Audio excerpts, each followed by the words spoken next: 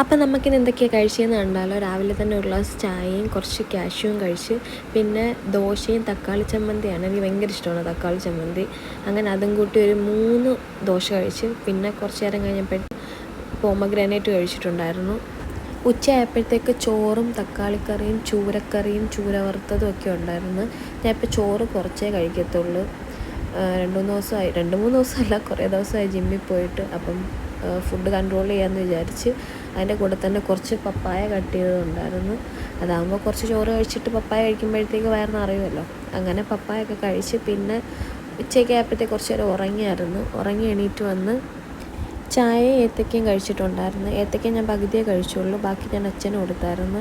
പിന്നെ ചേച്ചിയൊക്കെ വന്നപ്പം ഒറിജിനൽ തേൻ കൊണ്ടുവന്നിട്ടുണ്ടായിരുന്നു.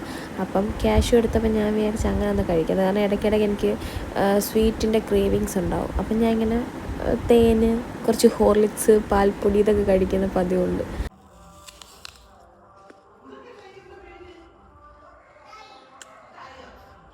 പിന്നെ കുറച്ച് നേരം കഴിഞ്ഞപ്പോൾ ഞാനൊരു ആപ്പിൾ കഴിച്ചിട്ടുണ്ടായിരുന്നു. പിന്നെ ഞാൻ എൻ്റെ വീട്ടിലോട്ട് വന്ന്, ക്രിസ്മസൊക്കെ അല്ലേ, വീട്ടിലോട്ട് വന്നപ്പോഴത്തേക്കും നല്ല വിശാലമായിട്ടുള്ള കറികളൊക്കെ ഉണ്ടായിരുന്നു. എന്നിട്ടും ഞാൻ അതൊന്നും കഴിക്കാതെ പുറത്ത് പോയി. എനിക്കൊരു പാൽമുന്തിരി കഴിക്കാൻ കൊതി തോന്നി. അങ്ങനെ ഞങ്ങളവിടെ പുറത്ത് പോയി ഒരു അൽഫാമും കഴിച്ച് ഒരു പാൽമുന്തിരിയൊക്കെ കുടിച്ച്. പിന്നെ എല്ലാവരും ഉണ്ടെങ്കിൽ ഇങ്ങനെ പുറത്തൊക്കെ പോകാനൊരു രസമാണ്.